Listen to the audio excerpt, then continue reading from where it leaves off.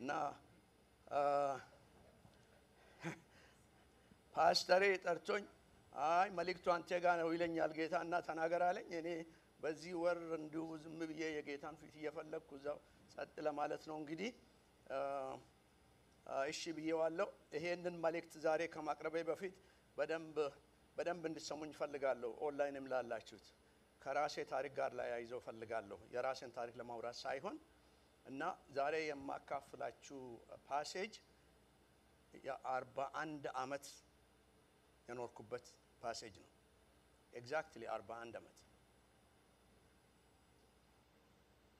ተማሪ ሆኜ ሚሽጋን ስቴት ዩኒቨርሲቲ ሪሰርች ለማድረግ ወደ ኬንያ ሄድኩኝ። ወደ ኬንያ ሄጄ 6 አፍሪካ ነገሮች ላይ ሪሰርች ያደረኩኝ በኬንያ ወደ ገጠር አንድ ዌስተርን ፓርት ኦፍ ኬንያ እዛ ሄድኩኝና አንድ ጌስት ሃውስ ነበር። ጌስት ሃውስ አስቀመጡኝ። ሪሰርች ያደረኩ ነው። ከዚህ ተመልሼ ይሄን ሪሰርች ካሰረከብኩ በኋላ ግራጁዌት አደርጋለሁ። ጌታ ሆይ ምንድነው የት ነው የምትወስደኝ? ምንድነው የማደርገው? እና ቀጥታ ወደ አገልግሎት ልመለስ ምን ላድርግ እያልኩ እና ካምፓሽን ኢንተርናሽናል የሚል ኦርጋናይዜሽን ጠይቆኝ ነበር። ወርልድ ቪዥን ጠይቆኝ ነበር እና የኢትዮጵያን ተማሪዎች አሶሲዬሽንም ጠይቆኝ ነበር። ሙሉ ጊዜ ከነሱ ጋር እንዲሆን ጌታው ፈቃዴ ምንድነው እያልኩኝ በዛ ላይ ነበርኩኝና እና ጌስት ሃውስ ናት። በጣም ትንሽ ጌስት ሃውስ ናት እና እዛ ሆኜ ጌታን እየለመንኩኝ ምንም ማታ ስለሆነ ምንም ነገር የለም ዝም ብዬ እየለመንኩኝ ድንገት የእግዚአብሔር ህልውና መጣ። ተነስቼ ተንበረከኩኝ እዛው አልጋ ስር ዝም ብዬ አነባለሁ፣ ዝም ብዬ አለቅሳለሁ። የጌታ ህልውና በቃ ቱክ ኦቨር። ምንድነው ጌታ ሆይ ስለው ዛሬ የማካፍላችሁን ቻፕተር ሄደ አንብባለኝ። እኔ ከጌታ ጋር ልምምድ አለኝ። ለቴርት ነግረው ነበር በቀደም ሼር ያደረገው በጸሎታችን ላይ በጣም የባረከኝ። እኔ ላይፌን በሙሉ እግዚአብሔር በቃሉ ነው የመራኝ። ወደሱ የመጣሁት በመዝሙረ ዳዊት ምዕራፍ 15 ቁጥር 1 ነው። በተቀደሰ ድንኳኔ ማን ያድራል? በተቀደሰ ተራራ ማን ይኖራል? እሱ ራሱን የቻለ ነገር ነው። ከዛ በኋላ ወደ አገልግሎት የጠራኝ በዳንኤል ምዕራፍ 12 ቁጥር 3 ነው። ይሄኛ ሶስተኛው ነው። ወዴት ሄዳለሁ? እንዴት እኖራለሁ? ከዚህ በኋላ ላንተ ስኖር እንዴት እኖራለሁ? አሁን የአገልግሎት ጉዳይ አይደለም፣ የደህንነት ጉዳይ አይደለም። አሁን ለእግዚአብሔር የመኖር ጉዳይ ነው። እንዴት ነው ላንተ የምኖረው ስል ይሄንን ፓሴጅ ጌታ ሰጠኝ። ከኔ ጋር ቆሙና ምዕራፉን እናነባለን። ዛሬ የአዋጅ ቀን ነው። አዋጅና አውጀን ነው የምንሄደው። ዲክላሬሽን ነው ዛሬ እናውጃለን። እኔ የኖርኩበትን አዋጅ ዛሬ አብረን እናውጃለን እንዳካል። መዝሙረ ዳዊት ምዕራፍ 16 ከቁጥር 1 እስከ 11 ያሉትን በድሮ እንትን አነባለሁ። በድሮ ትርጉም አነባዋለሁ።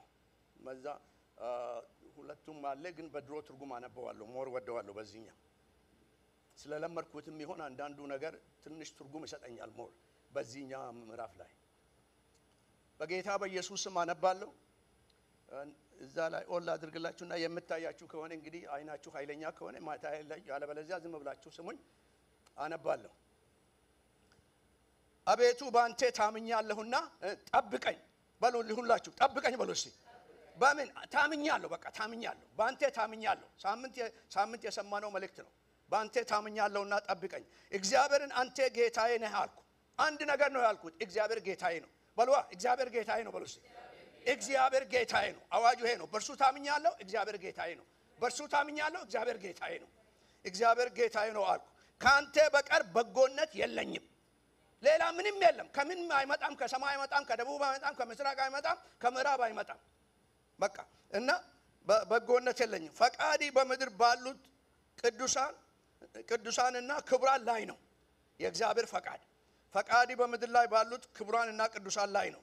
ወደ ሌላ ለሚፈጥኑት መከራቸው ይበዛል። የቁርባናቸውን ደም እኔ አላፈሰውም፣ ስማቸውንም በከንፈሬ አልጠራም። እግዚአብሔር የርስት እድል ፋንታዬና ጽዋዬ ነው። ዕጣዬንም የምታጠና አንተ ነህ። ገመድ ባማረ ስፍራ ወደቀችልኝ፣ ርስትም ተዋበችልኝ። የመከረኝን እግዚአብሔርን እባርከዋለሁ። ሰማችሁኝ? የመከረኝን እግዚአብሔር ባይመክረን ኖሮ ማናችንም እዚህ አንኖርም ነበር። የመከረኝን እግዚአብሔርን እባርከዋለሁ። ደግሞ በሌሊት ኩላሊቶቼ ይገስጹኛል። ሁሉ ጊዜ እግዚአብሔርን በፊት ያየዋለሁ እየነዳሁ ልክ ፓስተር ይሄንን ነግሮኝ ፓስተር ሀብቴ ይሄንን ነግሮኝ እየነዳሁኝ ሌላ መልእክት ነበር ያዘጋጀሁት። እሱን ለመናገር እያዘጋጀሁ እየሄድኩኝ ይሄንን ድምፅ ሰማሁ። እግዚአብሔርን ሁሉ ጊዜ በፊት ያየዋለሁ። ለሕዝብ ይሄንን ንገራቸዋለሁ። ምንድነው የምታዩት? ምንድነው የምታዩት? እግዚአብሔርን ሁሉ ጊዜ በፊት ያየዋለሁ። በቀኜ ነውና አልታወክም። ስለዚህ ልቤን ደስ አለው፣ ምላሴም ሐሴትን አደረገች፣ ስጋዬም ደግሞ በተስፋ ታድራለች። ነፍሴን በሲኦል አትተዋትምና ቅዱስን መበዝፍን ያዘን አትተወውምና የእግዚአብሔርን የሕይወትን መንገድ አሳየኝ። ከፊትም ጋር ደስታን አጠገብከኝ፣ በቀኝም የዘላለም ፍስሐ አለ። እግዚአብሔርን ሁሉ ጊዜ በፊቴ አየዋለሁ። በደንብ አሁን ሌላ ስብከት አትጠብቁ። ይሄው ነው። ከዚህ ነው የምንጀምረው። እነዚህ ነገሮች ስትመለከቱ እንደውም ወደዛ ሊመልሳችሁና ይሄንን ስትመለከቱ ሁሉ ጊዜ የሚል ቃል አለ። በሉልኛ ሁሉ ጊዜ በቃ አንድ ጊዜ አይደለም። ሲመቸኝ አይደለም፣ ሲቸገር አይደለም፣ ሁኔታ ሲከፋ አይደለም። ሁሉ ጊዜ በሉልኛ። ሁሉ ጊዜ በሉ። አዋጅ ነው። ሁሉ ጊዜ ማን? እግዚአብሔር። ሁሉ ጊዜ እግዚአብሔር። ሲሆን ሳይሆን እግዚአብሔር፣ ሲመች ሳይመች እግዚአብሔር። ሁሉ ጊዜ ማን? እግዚአብሔር። ኧረ እባካችሁ በሉልኝ። ሁሉ ጊዜ በሉልኛ። ሁሉ ጊዜ እግዚአብሔር። ሁሉ ጊዜ እግዚአብሔር፣ ለዘላለምም እግዚአብሔር። ሁሉ ጊዜ እግዚአብሔር አለና በፊቴ አየዋለሁ። በፊቴ አየዋለሁ። ጠይቅልኝ አለኝ። ይሄንን ነው። ምንድነው የምታየው? ሁሉ ጊዜ አለ ዳዊት። ሁሉ ጊዜ እግዚአብሔርን በፊቴ አየዋለሁ። በፊቴ አየዋለሁ። በጎን አይደለም፣ በፊቴ አየዋለሁ። ስለዚህ ከፊቴ ሌላ ነገር ሊኖር አይችልም። በቃ ከችግሬ በፊት እሱን አየዋለሁ። እንመለከታለን። ከመከራዬ በፊት እሱን አየዋለሁ። ጠላት ከሚያመጣ ነገር በፊት እሱን አየዋለሁ። እና ንጉሱ ካዘጋጀው እሳት በፊት እግዚአብሔርን አየዋለሁ። ሁሉ ጊዜ እግዚአብሔርን በፊቴ አየዋለሁ አለና በቀኜ ነውና አልታወክም። ከፊቴ እሱ ነው፣ ከቀኜ እሱ ነው፣ ከኋላዬ እሱ ነው። ምሕረቱና ቸርነቱ ይከተሉኛል። እኔ እሱን አያለሁ፣ በሱ እደገፋለሁ። ምሕረቱና ቸርነቱ ይከተሉኛል። እንጸልይ። እግዚአብሔር አምላካችን ሆይ ይሄንን ቃልህን ይዘ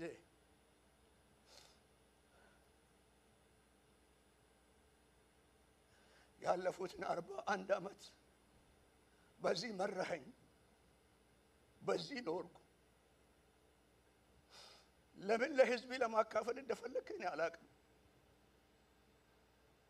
እግዚአብሔር ሆይ እናይ ዘንድ ዛሬ አይኖቻችንን ክፈት። ከችግራችን በፊት እናይ ዘንድ፣ ከምንፈራው ነገር በፊት እናይ ዘንድ፣ ከምንወደው ነገር በፊት እናይ ዘንድ፣ ከሚያስደነግጠን ነገር በፊት አንተን እናይ ዘንድ ዛሬ አይኖቻችን ይከፈቱ። ጌታ ሆይ ሁሉ ጊዜ እግዚአብሔርን፣ ሁሉ ጊዜ እግዚአብሔርን፣ በቀንም እግዚአብሔር፣ በሌሊትም እግዚአብሔር፣ በጨለማም እግዚአብሔር፣ በብርሃንም እግዚአብሔር በፊቴ አየዋለሁ እንዳለ እናይ ዘንድ ዛሬ መንፈሳዊ አይኖቻችንን አብራቸው።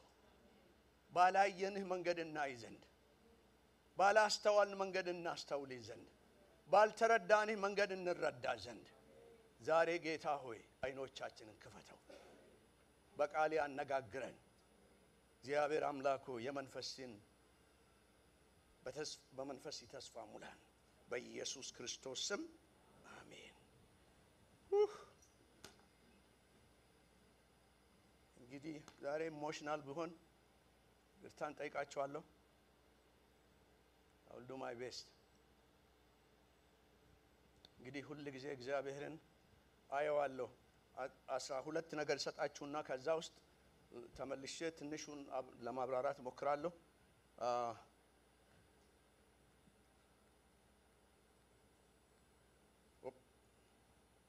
እነዚህ ነገሮች እዩ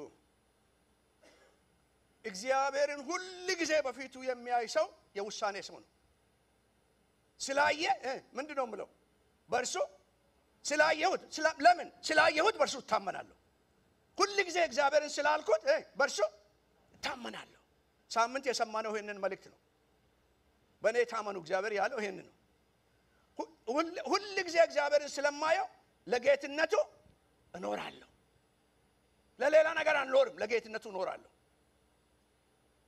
ሁሉ ጊዜ እግዚአብሔርን በፊቴ ስለማይ ለፈቃዱ እሰጣለሁ ሌላ የሚወስደኝ ነገር አይኖርም ለፈቃዱ ግን እሰጣለሁ ሁሉ ጊዜ እግዚአብሔርን ስለማይ በቅድስና ምን ይሆንለታል በሉልኛ እቀደስለታለሁ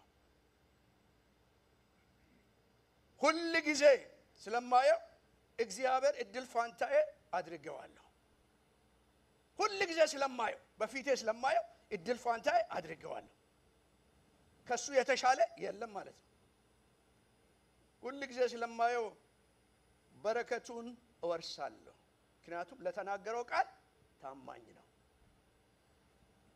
መቀጥሉት ልበልና በመልእክት ዛላ አንደርስን ፎር ሹር ግን እንዲሁ ይሄንን ትቼላችሁ ልለፍ ሁሉ ጊዜ በፊቴ ስለማየው በምክሩ እመራለሁ ከሱ የተሻለ አማካሪ የለም ከሱ የተሻለ ካውንስለር የለም በርሱ እመራለሁ ሁሉ ጊዜ በፊቴ ስለማየው ፓስተር ሀብቴ ይሄንን ማታ ሲያስተምር ነበር በእርጋታ እቀመጣለሁ እኖራለሁ አርፋለሁ ሁሉ ጊዜ ስለማየው በእርሱ ደሰታለሁ የደስታችን ምንጭ እግዚአብሔርን ማየት ነው ሁሉ ጊዜ ስለማየው አመሰግነዋለሁ የምስጋና ህይወት ሁሉ ጊዜ ስለማየው ዋስትናዬ አረጋግጫለሁ ዋስትናዬም አድርጌዋለሁ የሰጠኝ ተስፋ ስላለ የመጨረሻው ማደምደሚያ ሁሉ ጊዜ ስለማየው በእርሱ በሉልኛ በሉ እሺ በሉልኝ እሱ ሁሉ ጊዜ ስለማየው በርሱ ምን ይሆናል አሁን ከዚህ በኋላ የእውነት ሌላ መልእክት ያስፈልጋል ስብከት ስለለመነው ነው እንጂ አዋጅ እኮ ነው ይሄ እኔ 41 አመት የኖርኩት በዚህ ነው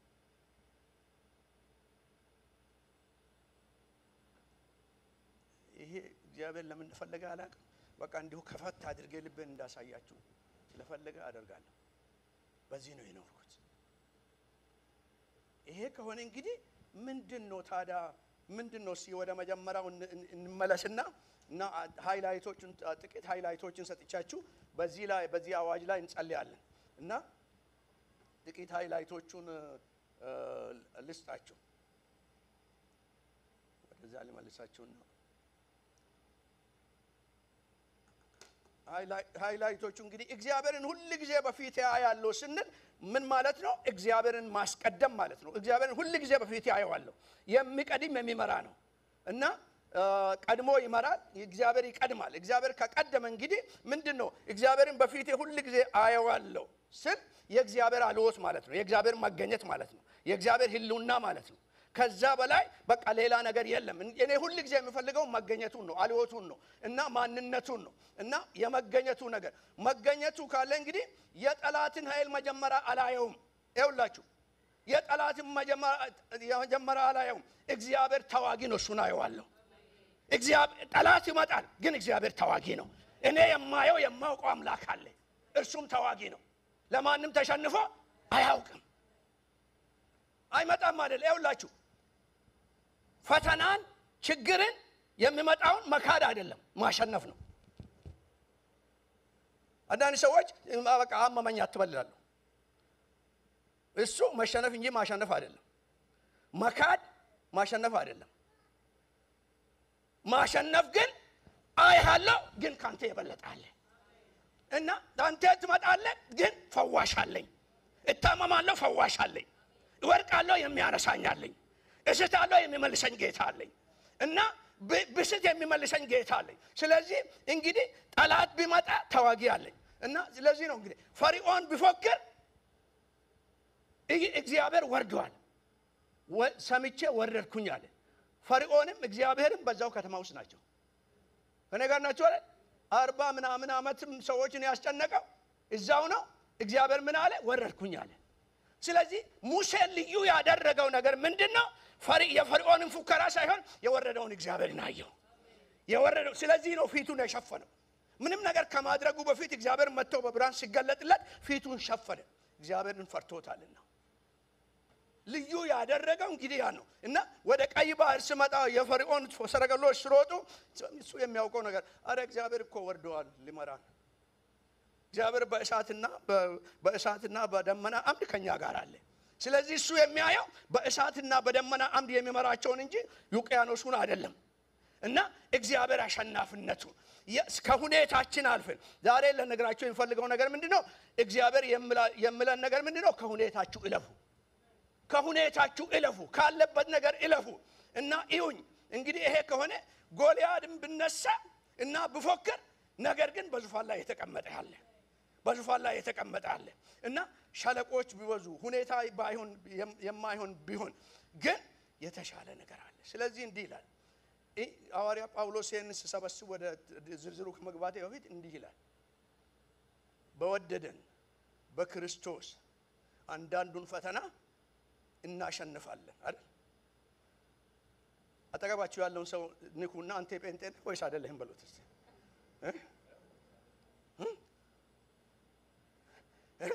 አንተ ጴንጤ ነህ ወይ አይደለህም? በቃ ምክንያቱም እና በእርሱ ከአሸናፊዎች በላይ ነን። በወደደን እኛ ችሎታ ስላለን አይደለም። ምንም የወደደን ደግሞ የኛ ነው ስላለን ደግሞ የኛ የምንኖረው ከሱ ጋራ ነው፣ የምናየው እሱን ነው። ፈተና ሊመጣ ይችላል። ስለዚህ ያፈለገ ነገር ቢሆን ያለውም ቢሆን የሚመጣውም ቢሆን የነበረውም ቢሆን የምታይም ቢሆን የማይታይም ቢሆን ከፍቅሩ እንደማይለየኝ ተረዲ አይቼዋለሁ። አየሁት፣ ወደድኩት። ምንም ነገር አይለየኝም ከሱ እና በእርሱ ከአሸናፊ በላይ ነኝ። እና እንግዲህ ይሄ የክርስቲያን አቋም የክርስቲያን አቅጣጫ ነው። አቅጣጫችንን እንድናስተካክልለት እግዚአብሔር ይፈልጋል። እና ምንድነው የሚያስደነግጠን? ምንድነው የሚያስፈራን? እና ጌታ ኢየሱስ ሐዋርያቶችን ይዞ ወጣና እዛ ተራራ ላይ ብዙ ነገር አለ እዛ ውስጥ አሁን አልገባም። እና ግን ደመናው መጥቶ በከሸፈነቻቸው ጊዜ ፈርቶ ወደቁ ይላል። የአብን ድምፅ ሰሙ። የምወደው ልጅ እርሱ ነው፣ እርሱን ስሙት። ከዛ በኋላ ቀና ብሎ ሲያዩ እሱን ስወደው ሀብትሽ ቀና ብሎ ሲያዩ ከኢየሱስ በስተቀር ይሄ ይሁንልኝ ብሎ ተጠቀባቸዋለሁ። ከኢየሱስ በስተቀር በቃ ማንንም አላዩም። በቃ እግዚአብሔርን ማየት ይበቃል። ኢየሱስን እዛ በክብሩ እንደተገለጠ በፊታቸው እንደተለወጠ አዩት። በቃ አበቃላቸው። ከትንሳኤም ከዛም በኋላ ጴጥሮስ የሚናገረው ስለሱ ነው። አዩት ይላል። አዩት። ሰው ማየት ዲስአፖይንትመንት ያመጣል። ሁኔታ ማየት ዲስአፖይንትመንት ያመጣል። ጌታን ማየት ግን ያነሳል።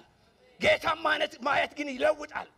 ብዙ ጊዜ ችግራችን ማየት የሌለብንን እናያለን። ማየት ያለብንን ከማየት ካለብን ነገር አይናችን እናነሳለን። እናንተ የገላትያ ሰዎች ሆይ አላቸው ጳውሎስ። እናንተ የገላትያ ሰዎች ሆይ ክርስቶስ ኢየሱስ በፊታችሁ ተሰቅሎ አልነበረምን? ምን ሆናችሁ? ማን ነው መተት ያደረገባችሁ? ምን ሆናችሁ? እርሱን ባያችሁ ጊዜ በመንፈሳዊነት ተራመዳችሁ። ዲሰፕሽን ግን ሲመጣ፣ ማታለል ግን ሲመጣ፣ የጠላት ስራ ሲመጣ ግን እንዴ ፈጥናችሁ ዞር አላችሁ።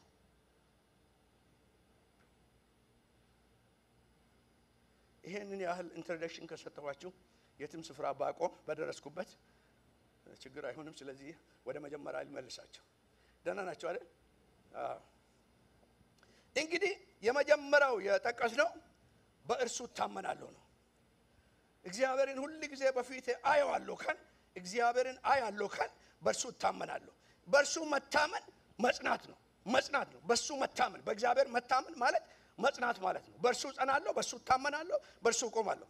እና በዛ በቅድም ባነበብነው ምዕራፍ ላይ እንዲህ ይላል ቁጥር 1 አቤቱ ባንተ ታምኛለሁና ጠብቀኝ። አቤቱ ባንተ ታምኛለሁና ጠብቀኝ። ስለዚህ አዋጁ ምንድነው? በእርሱ ታመናለሁ። ለምን? ይጠብቀኛል። ስለዚህ ዳዊት ደግሞ በመዝሙረ ዳዊት 91 ላይ ብዙዎቻችን የምናውቀው ነው፣ ብዙ ጊዜ የምንለው ነገር ነው። ዛሬ የማታውቁትን አይደለም የማሳያችሁ፣ ነገር ግን የሮድ ማፕ እንድንይዝ ነው። እንዲህ ይላል በልዑል መጠጊያ የምኖር ሁሉም በሚችል አምላክ። ስለዚህ ማንም ይምጣ እኔም ጥላ አለኝ፣ እኔም የምሸሸግበት መሸሸጊያ አለኝ ብሎ ተጠቀማችሁ ያለው ሰው ምንም ነገር ይምጣ። ስለዚህ እግዚአብሔር ጥላችን ከሆነ፣ እግዚአብሔር ከለላችን ከሆነ ለምን እንፈራለን? ሐዋርያቶችን ወቀስናቸው አይደለም እንዴ? ኢየሱስ በጀልባቸው ላይ ውስጥ እያለ ፈሩና ወዮልን አሉ አይደል እንዴ? ስለዚህ የተወቀሱት እኮ እናንተ እምነት የሌላችሁ የተባሉት ለምን ማዕበል መጣ፣ ለምን ማዕበል ፈራችሁ አይደለም። እኔ ከእናንተ ጋር በጀልባ ያለው እንዴት ይሰጥማል ብላችሁ ፈራችሁ። እንዴት? እኔ እኮ ፈጣሪ ነኝ፣ እንዴት ፈራችሁ? እንግዲህ መልእክት ለእያንዳንዳችን፣ ለእኔም ለእናንተም ለሚቀጥለው ዘመናት ይሄ ነው። እንግዲህ አብርሃምም ሳምንት የሰማነውን ነገር ታስታውሳላችሁ። እሱን እንድታስቡ በእኔ ታመኑ ብሎ ነው አይደል ሳምንት ጌታ የተናገረን። በእርሱ ስንታመን የአብርሃምን ምሳሌ አንስቶ ሀብትሽ ሲናገር እና በሞተ ነገር ላይ ምን ሆነ ይላል? አመነ። እንዴ ሞቷል እኮ በሞተ ነገር ላይ አመነ። ይሄንን ነው የሰማነው አይደል? በሌለ ነገር ላይ አመነ ነው አይደል ይባላል። ተስፋ በሌለው ነገር ላይ አመነ። ለምንድን ነው አብርሃም ያመነ? እግዚአብሔርን አስቀድሞ አየ። የሳራ ጉዳይ ሳይሆን የእግዚአብሔር ጉዳይ ነው። የአብርሃም ጉዳይ ሳይሆን ቃል የገባለት እግዚአብሔር ነው። ና ተከተለኝ ስለው እግዚአብሔር ወጥቶ ለተገለጠለት ለእግዚአብሔር መሰዊያን ሰራለት ይላል። ያ የተገለጠለት እግዚአብሔር አሁንም አልተለወጠም። ሳራም ብታረጅ እኔም ባረጅ ልጅም ባንወል ያ ያየሁት መሰዊያን የሰራሁለት እግዚአብሔር አልተለወጠም ማለት ለዘላለምም አይለወጥም።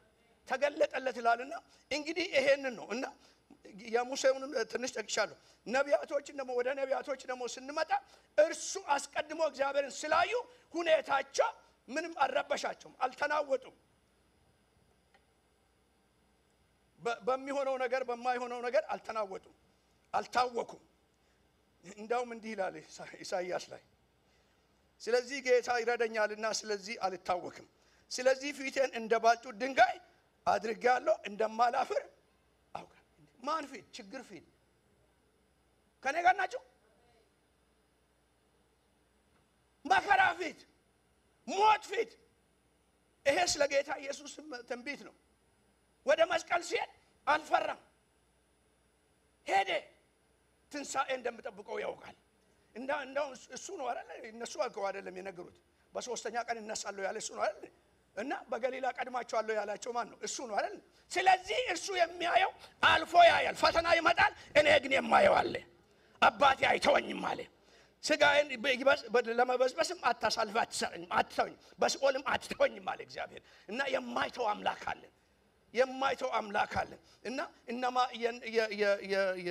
ወደ እንትና ስመጣ ጌታ ወደ ቶማስ ስመጣ እመን እንጂ ያላመንክ አትሁን። ከዛ በኋላ ምንድነው ያደረገው? አሳየው። ማርያምም አየችው ይላል። እኔ እኮ ጌታን አየሁት አለች። ስለዚህ የምናይበት ጊዜ ነው። እግዚአብሔርን ሁሉ ጊዜ በፊቴ በሉልኛ።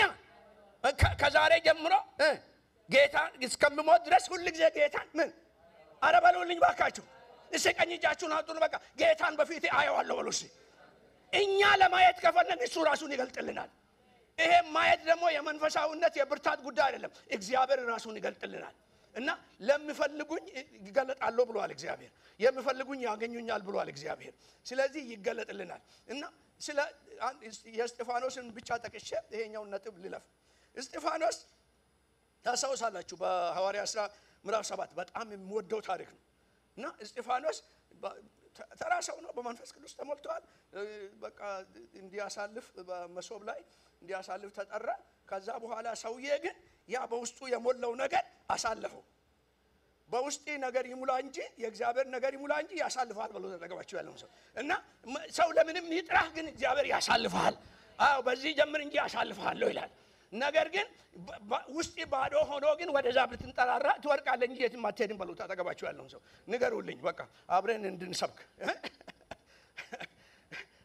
ምንም የሚሆን ነገር የለማ ግን ይሄ ሰውዬ የሚገርም ሰው ነው ከዛ በኋላ እስጢፋኖስ እንዲህ አለ መጨረሻ ላይ ሲከሱትና ሊወግሩት ሲመጡ ነገራቸው ዘርዝሮ ነገራቸው የሚገርም ምዕራፍ ነው ምዕራፍ 7 የእያንዳንዳቸውን ዘርዝሮ ከነገራቸው በኋላ እንዲህ አለ እስጢፋኖስ ግን በመንፈስ ቅዱስ ተሞልቶ ወደ ሰማይ ትኩር ብሎ ተመለከተ የትም ኑር ዛሬ ቆምና ወደ ሰማይ ይበሉ ተጠቀማችሁ ያለው ሰው የት ምንም በቃ ኖረ ኃይልም በርሱ ላይ ተገለጠ ፊቱ እንደ መልአክ ያበራ ነበር ይላል ያ ሁሉ ሆኖ ግን ስቲል እዛ መከራ ላይ ሲደርስ አይኑን ወደ ላይ ነው ያነሳው ከፈተና በላይ የሚያደርገን ፈተናው ማየት ሳይሆን በዙፋኑ ላይ የተቀመጠውን ጌታ ማየት ነው አይኑን አነሳና አየ እንደዚህ ያለ እስጢፋኖስ ሲናገር በምዕራፍ 7 ቁጥር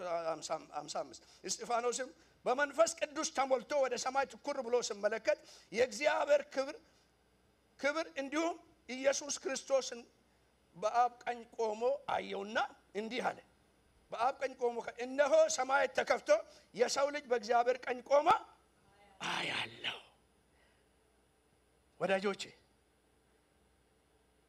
አይቶ መሞት ማሸነፍ ነው አይቶ መወገድ ማሸነፍ ነው እግዚአብሔር ሊያድነው ስላልቻለ ሳይሆን ፈቃዱ ስለሆነለት ነው እርሱ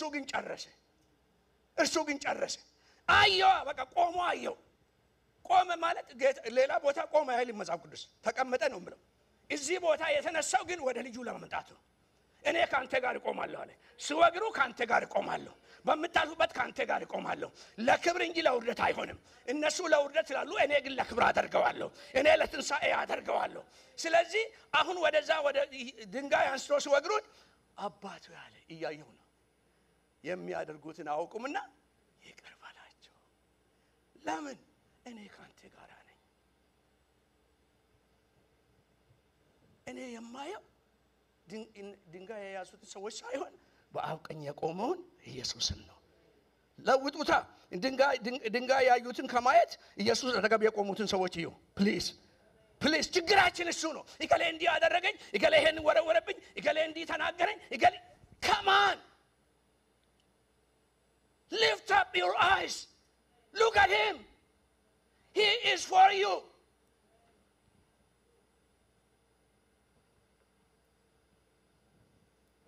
ድንጋይ ያዙ ሰዎች አሉ በአብ ቀኝ የቆመለት አለ የቱ ይሻላል ባሉልኛ ንገሩኝ በአብ ቀኝ የቆመ ይሻላል ለዘላለም ስልጣን ሁሉ በሰማይና በምድር ተሰጥቶታልና ያንን አየና መጨረሻ ላይ ነፍሴን እነሆኛለ እርሱን ወሰደውና እንግዲህ አንተን ወስደሃል በአንተ ግን ይተካለሁ አለ ጳውሎስ ያን ቀን እዛ ነበር ጳውሎስ ተተካ አንተ በመታልፉበት ነገር የምትተኩአሉ አንተ በመትከፍለው ዋጋ የምትተኩአሉ ስለዚህ የኪንግደም ጉዳይ እንጂ የግል ጉዳይ አይደለም እና እንዲሆነልኝ እንዲያልሆነልኝ የሚባለው ነገር ከራስ ጋር ነው ከራስ ይተገላገል ብሎ ሲያጠገባችሁ ያለው ሰው ከራስ ይተገላገል ብሎ ችግራችን በቃ እሱ ነው ሁሉንም ነገር ከራሳችን ጋር እናያይዘዋለን እና ከራሳችን ጋር ካላያያዝን ግን ስለዚህ ነው ጌታ ኢየሱስ ወደ መስቀል ከመሄዱ በፊት እና ስንዴ ካልሞተች ብቻዋን ትቀራለች ከሞተች ግን ታፈራለች እንደዛ ብሎ ነው ወደ መስቀል ሄደው ስለዚህ ነው ከመስቀል በኋላ ሲነሳ ሄደሽ ለወንድሞቼ አላት ብቻውን ሞተ ወንድሞቹን አጥፍቶ ተነሳ ስለዚህ በመናልፍበት እርሱን ካየን በእርሱ ከታመንን እግዚአብሔር ለክብር ያደርገዋል እና እግዚአብሔርን ለምወዱ እንደ ሐሳቡ ለተጠሩ ብዙ ጊዜ እንዳለን አይደለም እንዴ ሁሉ ነገር ለምን ይሆናል ለበጎ ስለዚህ የኛ መመዘኛ አምላኬን ወደዋለሁ ወይ እንደ ፈቃዱ ተጠርቻለሁ ወይ እሱ ነው በቃ አለቀ አሸናፊዎች የሚያደርገን እሱ ነው እንግዲህ አሁን ሁለተኛው ወደ ሁለተኛ ልሂድ በዚህ ከቀጠልን ያው ብዙ ስለማንሄድ ወደ ሁለተኛ እንሄድ። ሁለተኛው እንዲህ ነው። ለጌትነቱ እኖራለሁ። ስለማየው እያየው ስለሆነ በክብሩ በሙላቱ በአምላክነቱ እያየው ስለሆነ ድንጋጤ በህይወቴ ስለሌለ ፍርሃት በህይወቴ ስለሌለ ጥርጥር በዘመኔ ስለሌለ ለጌትነቱ እኖራለሁ። እንዲህ ይላል ምዕራፍ 16 ቁጥር 2 ላይ እንዲህ ይላል እግዚአብሔርን ጌታዬ አንተ ጌታዬ ነህ ካንተ በቀር በጎነት የለኝም እለዋለሁ። እግዚአብሔር አንተ ግን ምን ነህ? ጌታዬ ነህ። ጌታዬ ነህ። እርሱን ማየት መንበርከክን ያመጣል። ጌታዬ ነህ ስል አይሁዶች መንበርከክ ነው። ለስልጣኑ መገዛት ነው። ስልጣኑን መቀበል ነው። አንተ ጌታዬ ነህ እለዋለሁ። አንተ ጌታዬ ነህ ስላየው አንተ ጌታዬ ነህ። ይህም ስለሆነ እንግዲህ የህይወቱ ጌታ አደረገው። ስናየው መጀመሪያ የምናደርገው ነገር ነው። የሰማችሁኝ ነው አይደል? እስቲ እዚህ ካላችሁ እጆቻችሁ አንዳንድ ሰዎች ሲተኙ እንደዛ አደርጋለሁ። እናንተ እንኳን አልተኛችሁ ካላኮረፋችሁ በስተቀር አልተኛችሁም። ያው ጠዋት ስለሆነ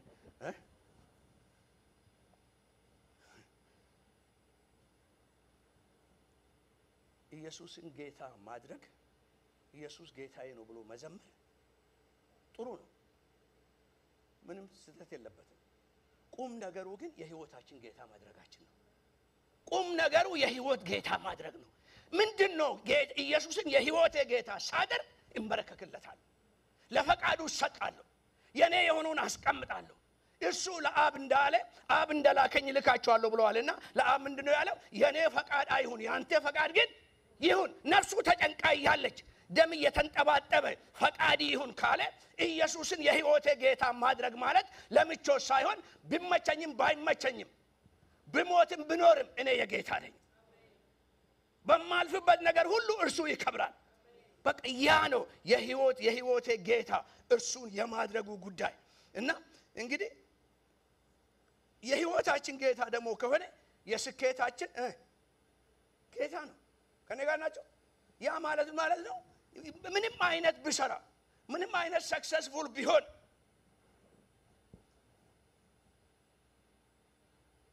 ምንም ያህል መከናወን ብኖረኝ እርሱ ጌታ ከሆነ ማን ነው የሰራው? በሉልኛ። እርሱ ነው። ለማን? ሁሉም በእርሱ ሁሉ ከእርሱ ሁሉ ለእርሱ ክብሩ ሁሉ ለእርሱ ነው የሚሆነው። ያ ጌታነት የሚባለው ነገር ይሄ ነው። በህይወቴ ላይ በስኬቴ ላይ ከዛ ሲያልፍ ደግሞ በዘመኔ ላይ እሱን መሾም፣ በዘመኔ ላይ እሱን ጌታ ማድረግ። በዘመኔ ላይ እሱን ጌታ ሳደርግ እንዲህ የሚል ነገር አለ በመዝሙረ ዳዊት ምዕራፍ 2 ቁጥር 6 ላይ በጣም ወደዋለሁ እና ሁሉ ብዙዎቻችሁ በቃላችሁ ታውቁታላችሁ። ዳዊት ያለው ነገር ደግሞ እኔ በተቀደሰ ተራራዬ በጽዮን ላይ ንጉሴ አቤት ይውላችሁ ለመዝሙር እኮ እንደሚመች አድርጎ አይደለም ያለው። የህይወት ጉዳይ ነው ለሱ። እኔ እንዲህ አለ። አህዛብ ለምን ያጎረመርማሉ? ለምን እስከንቱ ነገር ይናገራሉ? ሌላ ወሬ እያለ ሌላ ነገር እያለ ሌላ ሐሜት እያለ እና በመንደር ውስጥ የሚነገር እያለ እርሱ ከዛ አለፈን ነው አለ። እኔ ግን አለ ምክንያቱም ያየሁት ሰው አለ፣ የምኖርለት ሰው አለ፣ የምኖርለት ጌታ አለኝ፣ ያየሁት ጌታ አለኝ። ውበቱን አውቃለሁ፣ ፍቅሩን አውቃለሁ፣ ምህረቱን አውቃለሁ፣ በጎነቱን አውቃለሁ።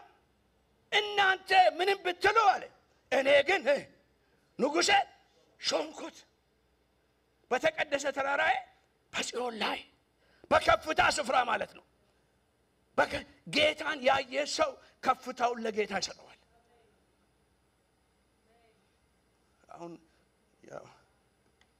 የአማርኛ ቋንቋ አለ መሰለኝ ከፍ አድርገኝ የሚባል ነገር አለ።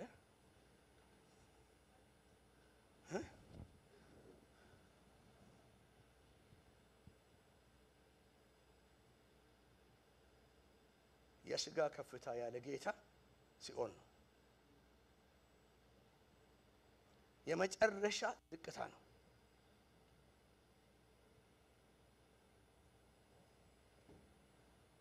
ከፍታችን ክርስቶስ ነው። እኔ ከፍ ባልሁ ጊዜ ምን አደርጋለሁ አለ ሰዎችን ወደ ራሴ እስባለሁ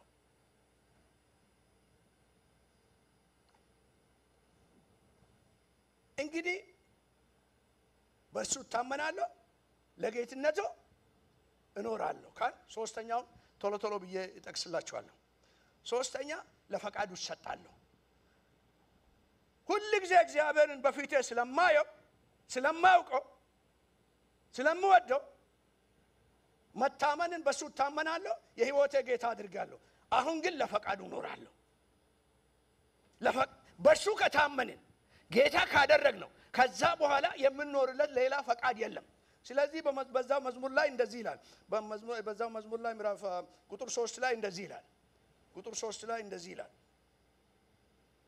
ደስ አሰኘዋለሁ ነው ነገሩ በምድር ያሉ ቅዱሳን ሙሉ ደስታቸውን የማገኝባቸው ክብራን ናቸው ሙሉ ደስታዬን የማገኝባቸው ምኖች ናቸው ክብራን ናቸው ምን ማለት ነው በቃ እርሱን ስላየው ለክብሩ ኖራለሁ ለክብሩ መኖር ምን ማለት ነው ፈቃዱን ማድረግ ማለት ነው ለእግዚአብሔር ክብር ኖራለሁ ካል ለፈቃዱ ኖራለሁ ነው ያለ ለእግዚአብሔር ፈቃድ ሳንኖር እግዚአብሔርን አስከብረዋለሁ ብንል 10 ጊዜ ብንናገር የሚሆን ነገር አይደለም ምክንያቱም እሱ አይደለም እና የእግዚአብሔር ምኞት ደግሞ የእግዚአብሔር ፈቃድ ደግሞ የእግዚአብሔር አይኖች ደግሞ ምንድነው በምድር ላይ ባሉት ክብራንና ቅዱሳን ላይ እነዚህ ክብራንና ቅዱሳን የሚለያቸው ምንድነው ለፈቃዱ መኖራቸው ለእግዚአብሔር ፈቃድ መኖር ለፈቃዱ መሰጠት እርሱን ማስከበር ስለዚህ ነው ዮሐንስ መጥምቁ መጥቶ ለጌታ ኢየሱስ መንገድን እየጠረገ አንተ ማን ነህ እኔ በምድረ በዳ የምጮህ ድምጽ ነኝ ለምን መጣ መንገድ ለመጥረግ ምን ማለት ነው ፈቃዱን ለማድረግ ምን ያህል ዘመን ትኖራለህ በጣም ጥቂት ምን ማለት ነው ከ3 አመት ያነሰ ማለት ነው ከነጋናችሁ ለዚሁ ነው የመጣው ምን ማለት ነው እንዴ ይሄንን አስከብሬ ለሱ መንገድ ጠርቴ አንተ እንዴት በትንቢት ተነግሮልህ ገና ሳትወለድ በመንፈስ ቅዱስ ተወልደ ይህ ሰው ምን አይነት ሰው ይሆናል ተብሎልህ እንዴት በዚህ ኖ የዘመኑ ርዝመት ሳይሆን የፈቃዱ ፍጹምነት ነው ለፈቃዱ የመኖሬ ጉዳይ ነው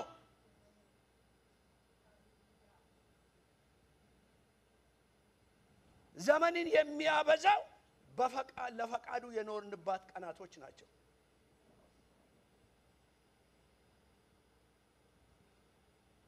ሰሞኑን for some reason ኢትዮጵያ ያለፈ ጊዜ ብዙ ጠየቁኝ ለምን እንደሆነ አላውቅም ጻፊዎችም ነቢያቶችም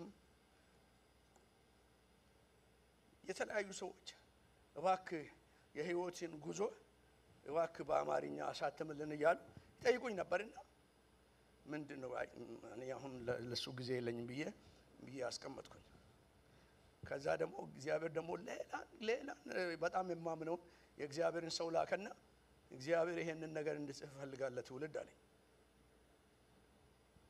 በዚህ ምክንያት ሰሞኑን እዚህ ውስጥ ገባሁኝና አንድ ነገር እግዚአብሔር ለመንኩት እባክህ እስካሁን ከኖርኩባቸው ቀናቶች ለክብር ያልሆኑትን እባክህ ልክ ጥሩ ዶክተር ቀዶ እንደሚያወጣ አንተ ትችልበታለህና ቀዴ ከዘመኖች ያውጤ ቆርጤ ጣላቸው እባክህ ምን አንተን ያላስከበሩ ደቂቃዎች በህይወቴ ዘመኑን ሁሉ ጸሎቴ እሱ ነው በቃ ሌላ ነገር አልፈልግም ይሄንን አድርግልኝ አምላኬ ሆይ ለክብር ያልሆኑትን ቀናቶች እኔን ይቅር እንዳለኝ አውቃለሁ ምሕረት እንዳደረገልኝ አውቃለሁ ግን በዘመኔም ውስጥ አይኖሩ መታሰቢያ አይኖራቸው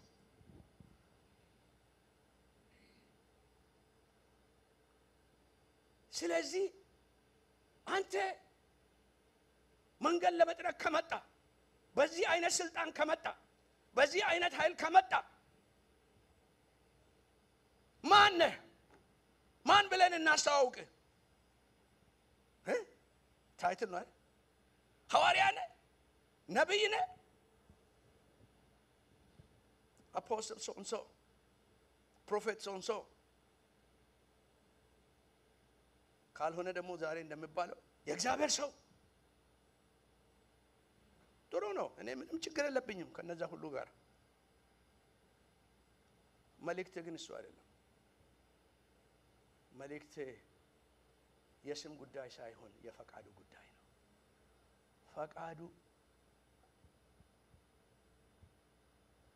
ፈቃዱ ሳያከብርህ ይገለሃል። ሳትሞት የፈቃዱ ሰው መሆን አትችልም። ከምኞት ይገለሃል፣ ከእቅድ ይገለሃል፣ ከምትፈልገው ይገለሃል።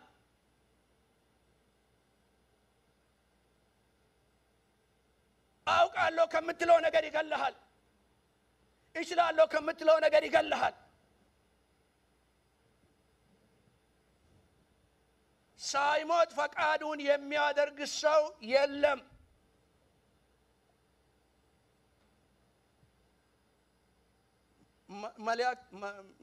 መልአክ ካልሆነ በስተቀር መልአክ ስጋ ስለሌላቸው አይሞትም። ሰው ከሆነ ግን ሳንሞት ፈቃዱን ማድረግ አንችልም። ስለዚህ አየሁት ለፈቃዱ ኖራለሁ ካልኩ መጀመሪያ የምትወስነው ውሳኔ ምንድነው? ለራሴ ሞታለሁ። I'm willing to die.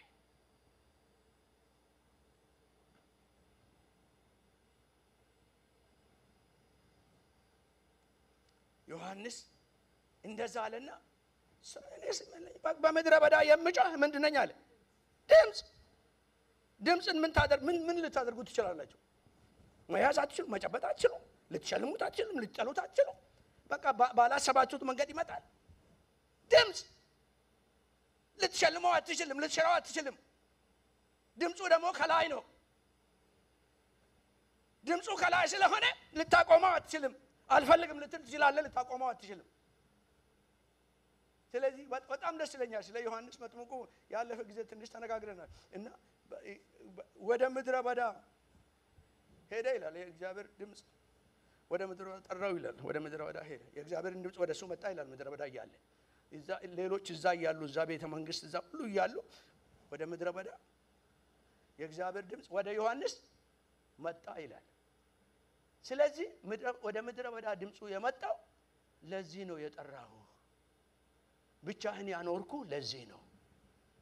ብቻህን ያኖርኩ ለዚህ ጊዜ ነው። አሁን ያንተ ችሎታ ሳይሆን የኔን ድምፅ ታስተጋባለህ። ስለዚህ ነው ከራስ የገደልኩ ከሶሳይቲ አሶሊየት ለይቼ ብቻህን አስቀርቼ በምድረ በዳ በሙቀት ውስጥ ቆዳ ለብሴ ምንም በሌለበት አንበጣን በልቴ ከትንሽ ማር ጋር ስለማሩ እግዚአብሔር ይመስገን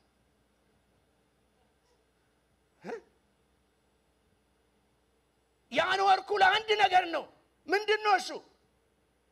ድምፄ ወደ አንተ እንድመጣ ለዚህ ኳሊፋይ ላደርገኝ ነው። ስለዚህ ታይትሉን ፈልጎ አንተ ማን? በምድረ በዳ የሚጮህ ድምፅ። ለምን ትጮሃለሽ? ለሰማው።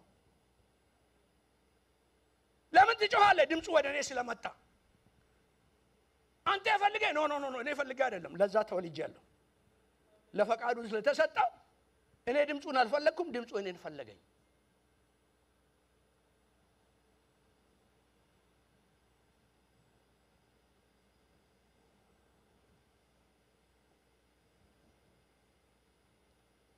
ቅድም እንዳልነው ይሄ ከሆነ እንግዲህ ይሄም በቃ እንደ ነብይ በመሐከላችን ምን አይነት ነው ብሎ እነሱ ያደነቁ ይያሉ። እግዚአብሔር በቃ አሁን በቃሃል አለው።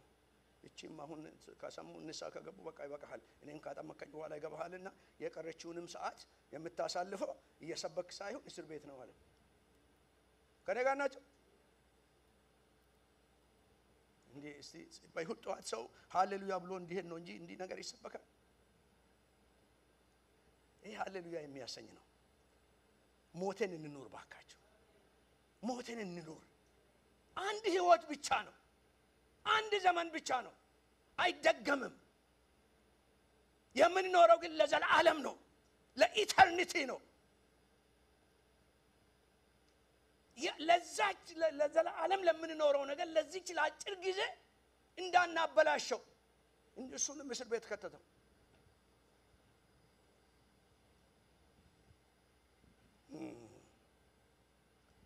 እዚህ ነው እንግዲህ አብ የምወደው ልጄ ነው በእርሱ ደስ የሚለኝ አለ። ፈቃዱ የእግዚአብሔር ፈቃድ ለእስራኤላውያን እቺን ብዬ አንድ ጨምርላችሁና ከዛ እንጸልያለን። ስለ እስራኤላውያን እግዚአብሔር እንዲህ አለ፣ ፈቃድህን እናደርጋለን እንወድሃለን እንዲህ ሲሉ ስሙ አላቸው። ልጅ አባቱን ባሪያም ጌታውን ያከብራል። እኔ አባት ከሆንኩ መከበሬ የታለ? ጌታስ ከሆንኩ መፈራቴ የታለ? የእግዚአብሔር ፈቃድ የሚገለጠው እግዚአብሔርን በመፍራት ነው።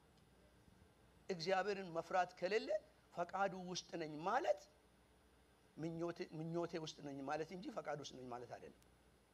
የእግዚአብሔር ፈቃድ ፍርሃ እግዚአብሔርን በህይወታችን ይከታል።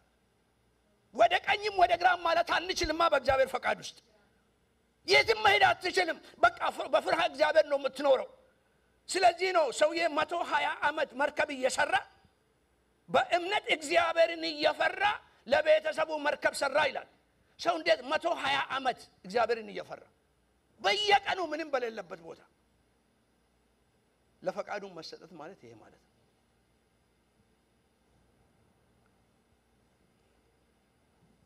አራተኛ ስላየው ይቀደስለታል። እግዚአብሔር የምታወቀው ዋነኛው እግዚአብሔር በሰው ዘንድ የምታወቀው በምኑ ነው? በሉልኛ በቅድስና ነው። በሰማይ የምዘመረው መዝሙር ምንድን ነው? በሉልኛ አረ በሉ እሺ በሉ ሁላችሁም በሉ። ቅዱስ ቅዱስ ቅዱስ እግዚአብሔር ምድር ሁሉ በክብሩ ተሞልታለች። በዮሐንስ ራእይ ውስጥ ቀንና ሌሊት የሚዘምሩት እሱ ነው። ቅዱስ ቅዱስ ቅዱስ እግዚአብሔር። እግዚአብሔር የምታወቀው በቅድስና ነው። የእግዚአብሔር መለያው ቅድስና ነው። የእግዚአብሔር ማንነት ቅድስና ነው። እንደው ሐዋርያ ጳውሎስ ይህንን ወስዶ የእግዚአብሔር ፈቃድ እርሱ ምናችሁ ነው ይላል? መቀደሳችሁ ነው ይላል። ሌላ ነገር አይደለም። የእግዚአብሔር ፈቃድ ለሕይወቴ መስበኪያ አይደለም፣ መቀደሴ ነው። መቀደስ እሱን መምሰል ነው። መስበክ እሱን ማገልገል ነው። ግን ከአገልግሎት የሚቀድመው እሱን መምሰል ነው። ስለዚህ ነው ኢሳይያስ እንግዲህ እዛ አንድ ቦታ ደርሶ እስቲ ያንን ቁጥር ተመልከቱ። ይሄ እንዴት እንደባረከኝ ልነግራችኋለሁ። ቁጥር 4 ላይ ያለውን ተመልከቱ። እዛ ምዕራፍ 16 ቁጥር 4 ላይ ያለውን ቃል መጨረሻ ያለውን አረፍተ ነገር ብቻ ላንብብ። የቁርባናቸውንም ደም እኔ አላፈሰውም፣ ስማቸውንም አቤት አቤት አቤት አቤት አቤት ቅድስና ይሄ ነው። ሃይማኖት የሆነውን ነገር አልነካም ማለት በሃይማኖት ስርዓት መስዋዕት እያቀረቡ አልነካም ማለት ምክንያቱም ከእግዚአብሔር አይደለም። ይሄም ብቻ ሳይሆን ደግሞ አለ ስማቸውንም አረባካችሁ በሉልኝ ባካችሁ ስማቸውን እንኳን በአፍ አልጠራም ማለት ቅድስና እስከዛ ድረስ ነው። የምናደርገው ነገር ብቻ ሳይሆን የምንናገረው ነገር ተለየ ለእግዚአብሔር። እኔ ስማቸውንም አልጠራም ማለት በድርጊቴ ብቻ ሳይሆን በአንደበቴም እቀደሳለሁ አለ ኢሳይያስ። ጌታ ደጋግሞ በዚህ ተናግሮናል። ንጉሥ ዖዝያ ምን በሆነበት ዘመን በሞተበት ዘመን 52 ዓመት የነገሰው ንጉሥ፣ እግዚአብሔር በድንቅ የረዳው ንጉሥ፣ የእግዚአብሔርን ቤት አቃሎ ቤት ገብቶ እግዚአብሔር በለምጽ የመታው ንጉሥ ስሞት ምን እንሆናለን አለ ነቢዩ። እስራኤል ያ ንጉሥ ልትሆን አትችልም። በጠላት ተከባለች። አሁን ዙፋኑ ባዶ ነው። ጠላት መጥቶ ይወሰናል። ምን እንሆናለን እያለ በሞተበት ዓመት አለ ዓይንህን ከዖዝያ አንሳና እኔን እየኝ አለው። እግዚአብሔርን ከፍ ባለ ዙፋን ላይ አይ ምን ሆኖ በሉልኛ ተቀምጦ ንጉሥ ሲቀመጥ ፍርድን እያስተላለፈ ነው። ስራን እየሰራ ነው። እግዚአብሔር ስላንተ በዙፋኑ ላይ ተቀምጧል ውሳኔ ለመስጠት ቁጭ ብሏል አየሁት አለ በዙፋኑ ላይ ተቀምጦ አየሁት አሁን ጉዳዩ ምንድነው እሱን አትመልከት አለ እኔን ተመልከተኝ እሱ ሞቷል እኔ ግን አለሁ አለ እኔ በዙፋኔ ላይ ያለው እኔ ፍርድን አስተላልፋለሁ በሰዓቱ ፈርዳለሁ ሁሉን አደርጋለሁ ነገር ግን አለ እርሱ ያቃለለውን ነገር እንዴት እንደማከብር ላሳይሃለሁ እሱ ምንድነው ያቃለለው ቤተ መቅደሱ ገብቶ እግዚአብሔርን ከፍ ባለ ዙፋን ላይ ያየዋልና ምን አየ ከዛ በኋላ ቤተ መቅደስና ቤተ መንግስት አንድ ጋር ናቸው እንዴ ለመጀመሪያ ጊዜ ሁለቱንም አንድ ጋር መጣ እግዚአብሔር እና ዙፋን ላይ ተቀምጧል ቤተ መቅደሱን ሞልቶ መላእክቶች ፊታቸውንና ማንነታቸውን እየሸፈኑ ምንድነው ሙሉት ቅዱስ ቅዱስ ቅዱስ እግዚአብሔር ምድር ሁሉ በክብሩ ተሞልታለች ቤቴን አንዱ ቢያቆሽሽ ዞር አደርገዋለሁ እንጂ የኔ ነገር የኔ ቅድስና አቆምም አለ እግዚአብሔር ምድር ሁሉ በክብሬ ተሞልታለች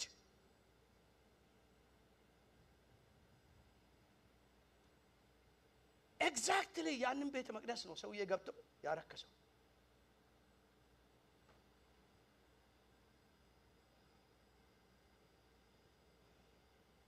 ከዛ ነው ያባረሩት ምድር በእግዚአብሔር ክብር ሞልታለች ብሎ ከጮሃው ድምጽ የተነሳ በሉልኛ አቤት ስወደው ተናወጠ ይላል እና ቤቱን ደግሞ የሞላው ምንድነው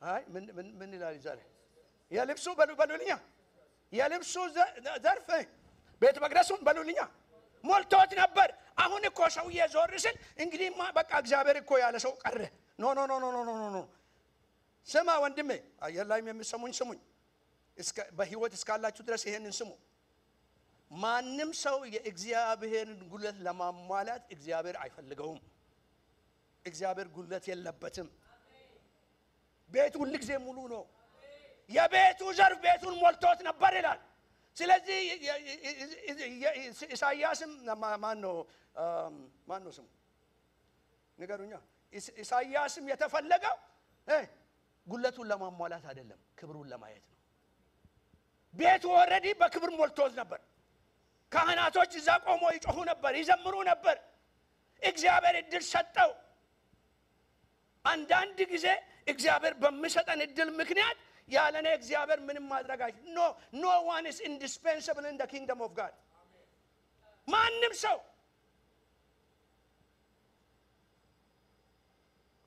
ሰው ኩራት ዓለሙን ይገለዋል እንጂ እግዚአብሔር ምንም አያጎልበትም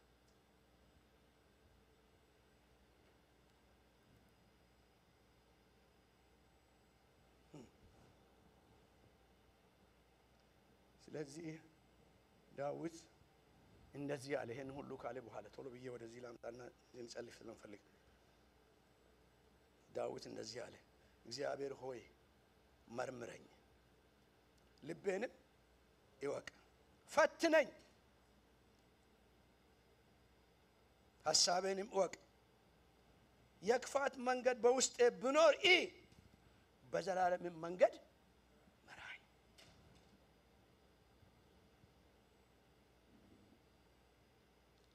ከዛ በኋላ ደግሞ እንደዚህ ብሎ ይዘምራል ይሄ እንዴት ሚኒስትር እንዳደረገልኝ ነግራችሁ አልችልም በቃሌ እኮ ጥቅሱን ብዙ ዘመን ብየዋለሁ ምን ይላል አለቴና ዳኜ እግዚአብሔር ሆይ የአፌ ቃልና የልቤ ሐሳብ በፊት ይሄኛውን ሰው ይሰማዋል ይሄንን ግን ማንም አያይም ከእግዚአብሔር በስተቀር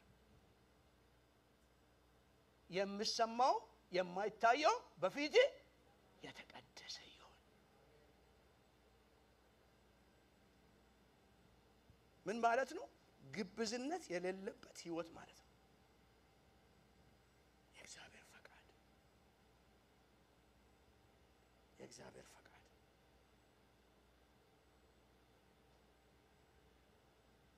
የእግዚአብሔር ፈቃድ እግዚአብሔርን ሁሉ ጊዜ በፊቴ አየዋለሁ።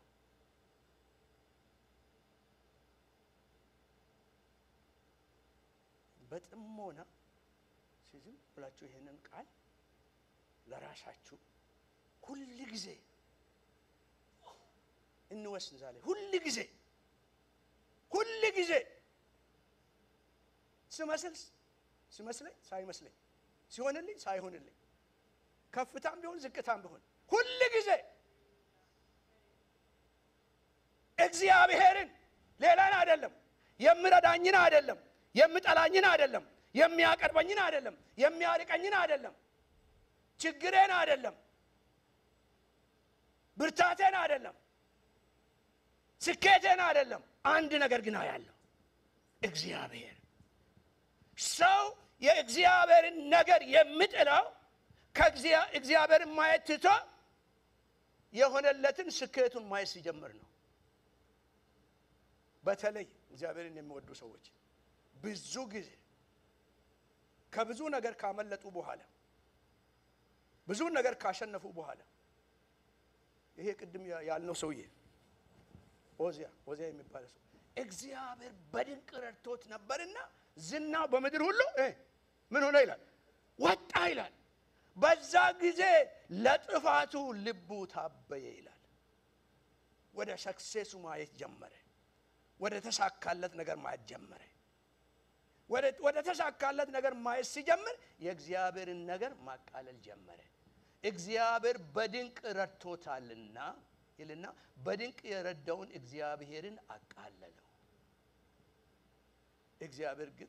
እግዚአብሔርን ማቃለል አይቻልም። ሰው ብቻ ቀልሎ ይገኛል እንጂ ሰው እየቀለለ አባረሩት እኮ ንጉሥ ሆኖ አባረሩት። አንተ ለምጻም ውጣ ከዚህ አሉት። 52 ዓመት የነገሰው ሰው ውጣ ከዚህ አሉት። እግዚአብሔርን ያለ መክበር ራስን ማቃለል ነው። ጌታ ኢየሱስ በዚህ ላይ ያቆማል። በመንፈስ ቅዱስ ተሞልቶ በመንፈስ ተመርቶ ወደ ምድረ በዳ ሄደ ይልና በሰይጣን ተፈትኖ ካለፈ በኋላ ዝና ሁሉ በገሊላ ምን ሆነ ይላል? ወጣ ይላል። 3 ዓመት ያልወጣው ዝና አሁን ከመንፈስ ቅዱስ የተነሳ ምን ሆነ?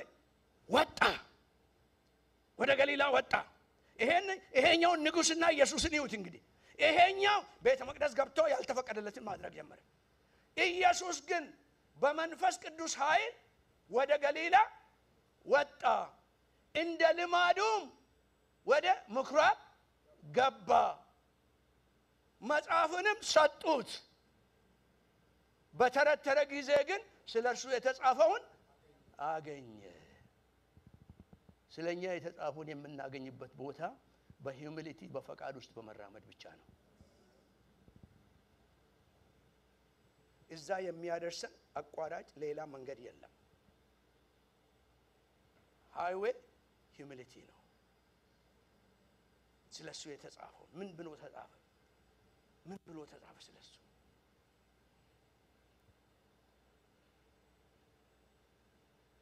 የእግዚአብሔር መንፈስ በእኔ ላይ ነው፣ ቀብቶኛል፣ ለድሆች ወንጌልን እሰብክ ዘንድ፣ የታወሩትን አበራ ዘንድ፣ የተሰበሩትን እጠግን ዘንድ፣ የተጠቁትን ነፃ ወጣ ዘንድ፣ የተጨቆኑትን እፈታ ዘንድ፣ የታሰሩት ምን አድርጎኛል? ልኮኛል። የተልኮ ምስጢር አንደኛው በእግዚአብሔር ፊት ለፈቃዱ በመሰጠት በትህትና መራመድ ነው።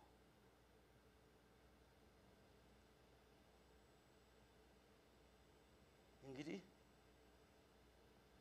እንቁምና በዚህ አዋጅ ሀብትሽን ጠርቼ ይጸልልናል። በዚህ አዋጅ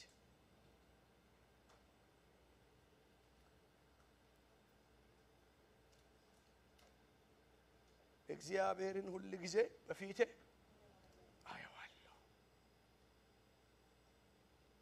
በቀኜ ነውና አልታወክም። እስቲ ሌላን ሰው ሁሉ እርሱና እጆቻችሁን አንስታችሁ ጌታ ሆይ አይሃለሁ በሉት። አይሃለሁ በቀኜ ነህና አልታወክም። ችግሩን ሳይሆን አንተን አይሃለሁ፣ መከራውን ሳይሆን አንተን አይሃለሁ፣ የሚያስፈራራኝ ወጀብ ሳይሆን አንተን አይሃለሁ። ወጀቡ እነሱን ያስጨንቃል። ኢየሱስ ግን በወጀብ ላይ የተራመደ መጥቶ እኔ ነኝ አላቸው። እኔ ነኝ አላቸው። በወጀቤ ላይ የምትራመደውን አንተን አይሃለሁ። በእሳቴ ውስጥ ከኔ ጋር የምትራመደውን አንተን አይሃለሁ። በሁኔታ ውስጥ አንተን አይሃለሁ። ስለዚህ ምንም ነገር ሊጎዳኝ አይችልም። ምንም ነገር የትም ሊያደርሰኝ አይችልም። አይሃለሁ። እግዚአብሔር ሁሉ ጊዜ እግዚአብሔርን በፊቴ አየዋለሁ። ውሳኔ ይሁንልን ወገኖቼ። ሁሉ ጊዜ ከዛሬ ጀምሮ እግዚአብሔርን ሁሉ ጊዜ በፊቴ አየዋለሁ።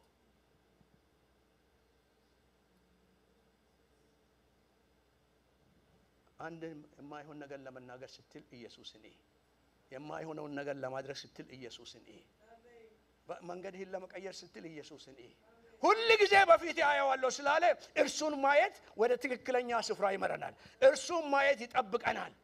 ስለዚህ እግዚአብሔርን ሁሉ ጊዜ በፊቴ አየዋለሁ።